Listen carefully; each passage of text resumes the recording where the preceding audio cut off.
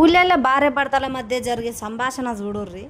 ఇగో ఇవాళ అవుతారం కదా, బయటలోకి పోయి చికెన్ మటన్ ఏమన్నా తీసుకొద్దునా, ఇంత నన్న ఏమనిపించలేదు.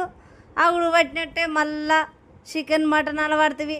నిన్ననే కౌస్ తెచ్చుకొని నిన్ననే తింటివి, ఊకే నీసు నీసు ఉల్లిగడ్డ ఉన్నట్టు ఊరుతున్నావు. ఇక నిన్న ఏంది సంసారమా గడ్డామా?